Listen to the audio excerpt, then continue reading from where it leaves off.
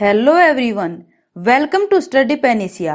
आज की इस वीडियो में हम हरियाणा की महत्वपूर्ण परियोजनाएं पढ़ने वाले हैं, जैसे कि तापीय विद्युत परियोजना, जल विद्युत परियोजना और परमाणु विद्युत परियोजना इत्यादि।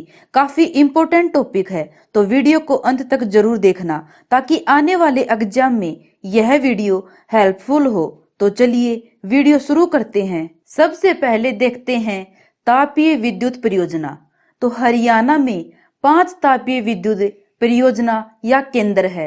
सबसे पहला है राजीव गांधी तापीय विद्युत परियोजना और दूसरा है अरावली सुपर तापीय परियोजना और तीसरी है पानीपत तापीय विद्युत परियोजना और चौथे नंबर पर आती है दीनबंधु छोटूराम परियोजना और 5वें नंबर की है महात्मा गांधी तापीय परियोजना। तो आपको ध्यान रखना है कि हरियाणा में ये 5 तापीय विद्युत परियोजना या केंद्र हैं। चलिए अब इन परियोजनाओं को एक ट्रिक से याद करते हैं। तो हमारी ट्रिक है, राजीव ने अरावली का पानी दीन लोगों को पिलाया और महात्मा की उपाधि ली।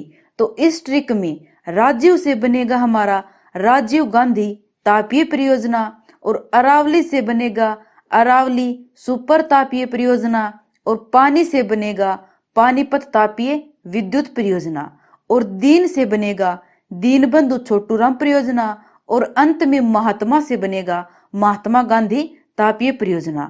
आई होप आपको अच्छे से समझ आ गया होगा कि हरियाणा में कौन सी 5 विद्युत परियोजनाएं या केंद्र हैं। चलिए अब इन परियोजनाओं को डिटेल से पढ़ते हैं। तो सबसे पहले बात करते हैं हम राजीव गांधी तापीय विद्युत परियोजना की।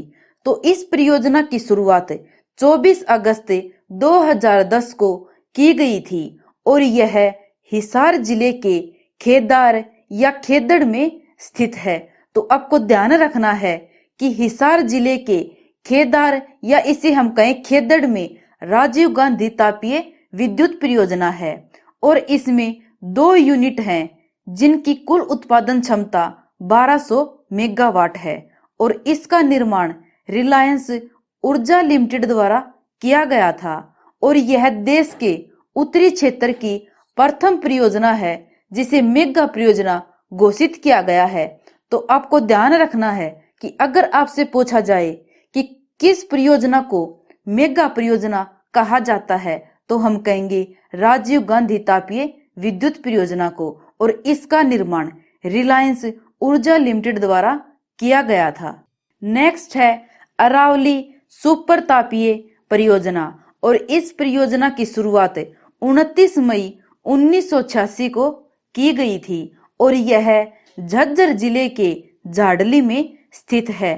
तो आपको ध्यान रखना है कि झज्जर जिले के झाडली में अरावली सुपर तापीय परियोजना स्थित है।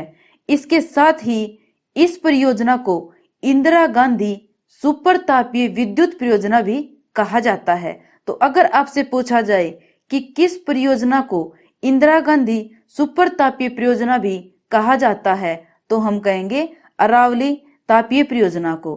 और इसके साथ ही अगर हम बात करें तो इस परियोजना की कुल उत्पादन क्षमता 1500 मेगावाट है और यह एनटीपीसी, आईपीजीसीएल और एचपीजीसीएल का एक संयुक्त उपक्रम है।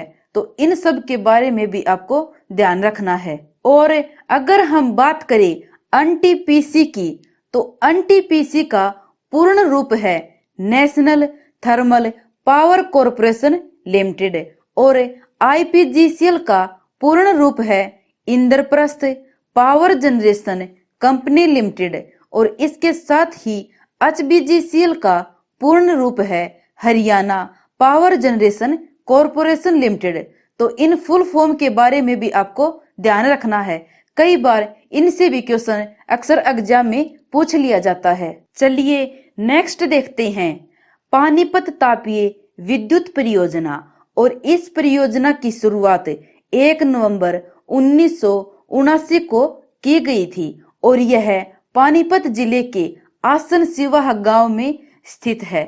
तो आपको ध्यान रखना है कि पानीपत तापीय विद्युत परियोजना पानीपत जिले के आसन सिवाह गांव में स्थित है और इसकी कुल उत्पादन क्षमता 1367.80 मेगावाट है। तो आपको उत्पादन क्षमता के बारे में भी ध्यान रखना है। अगर हम बात करें इसकी उत्पादन क्षमता की, तो इसमें 4 यूनिट 110 मेगावाट की लगी हुई हैं। इसके साथ ही 2 यूनिट 210 मेगावाट की और 2 यूनिट 250 मेगावाट की लगी हुई हैं। चलिए नेक्स्ट देखते हैं दीनबंधु छोटूराम परियोजना। और इस परियोजना की शुरुआत 14 अप्रैल 2008 को की गई थी और यह यमुनानगर जिले में स्थित है। इसमें 2 यूनिट हैं जिनकी कुल उत्पादन क्षमता 600 मेगावाट है। तो आपको ध्यान रखना है दीनबंधु छोटूराम परियोजना जो कि यमुनानगर जिले में है, इसकी कुल उत्पादन क्षमता 600 मेगावाट है और यह राज्य की पहली ऐसी विद्युत परियोजना है जिसे निजी कंपनी को सौंपा गया है। तो आपसे यह क्वेश्चन भी पूछा जा सकता है कि ऐसी कौन सी परियोजना है जिसे निजी कंपनी को सौंपा गया, तब भी हमारा आंसर होगा दीनबंधु छोटूराम परियोजना। नेक्स्ट है महात्मा गांधी तापीय परियोजना और यह परियोजना झज्जर जिले के खानपुर गांव में स्थित है और इस परियोजना की कुल उत्पादन क्षमता 1320 मेगावाट है। तो आपको ध्यान रखना है कि झज्जर जिले के खानपुर गांव में महात्मा गांधी तापीय विद्युत परियोजना है जिसकी उत्पादन क्षमता 1320 मेगावाट है। चलिए अब बात करते हैं जल विद्युत परियोजना की। तो अगर हम बात करें तो हरियाणा में 2 प्रमुख जल विद्युत परियोजनाएं हैं। पहली है पश्चिमी यमुना नहर परियोजना और दूसरी है काकरोई सूक्ष्म जल विद्युत परियोजना। जो पश्चिमी यमुना नहर परियोजना है यह यमुनानगर जिले के हथीनीकुंड में स्थित है। और अगर हम बात करें काकरोई सूक्ष्म जल विद्युत परियोजना की, तो यह पश्चिमी यमुना नहर के किनारे सोनीपत के काकरोई गांव में अवस्थित है। अब नेक्स्ट बात करते हैं गैसीय विद्युत परियोजना की। तो यह परियोजना फरीदाबाद जिले में स्थित है और इसकी उत्पादन क्षमता 1500 मेगावाट है। तो आपको ध्यान रखना है अगर आपसे पूछा जाए कि हरियाणा के किस जिले में गैसीय विद्युत परियोजना स्थापित की गई है, तो हम कहेंगे फरीदाबाद जिले में। नेक्स्ट है सौर ऊर्जा केंद्र या कहें सौर ऊर्जा परियोजना कहां पर है, तो हमारा आंसर होगा भूदकला यमुनानगर में। तो आपको ध्यान रखना है यमुनानगर जिले के भूदकला गांव में सौर ऊर्जा केंद्र स्थापित किया गया है। नेक्स्ट है जैव ईंधन केंद्र और यह हरियाणा के कुरुक्षेत्र जिले में स्थित है। तो आपको ध्यान रखना है कि कुरुक्षेत्र जिले में जैव ईंधन केंद्र स्थापित है।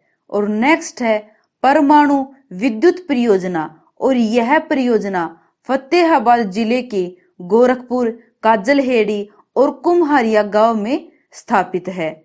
नेक्स्ट देखते हैं पवन ऊर्जा परियोजना और यह परियोजना पंचकुला जिले के मोरनी हिल्स, गुरुग्राम और महेंद्रगढ़ के क्षेत्र में स्थापित है। तो आपको ध्यान रखना है कि पवन ऊर्जा परियोजना कहां पर स्थापित की गई है, तो हम कहेंगे पंचकुला के मोरनी हिल्स, गुरुग्राम और महेंद्रगढ़ जिले में। सो फ्रेंड्स, आज के लिए बस इतना ही। उम्मीद है कि आपको वीडियो काफी पसंद आई होगी और यह आपके आने वाले एग्जाम में आपकी मदद करेगी। तो अगर आपको वीडियो पसंद आई हो तो इसे ज्यादा से ज्यादा लाइक करें, शेयर करें और आपके अपने YouTube चैनल स्टडी पैनेसिया को भी सब्सक्राइब करना ना भूलें ताकि लेटेस्ट वीडियो आपको सबसे पहले मिले।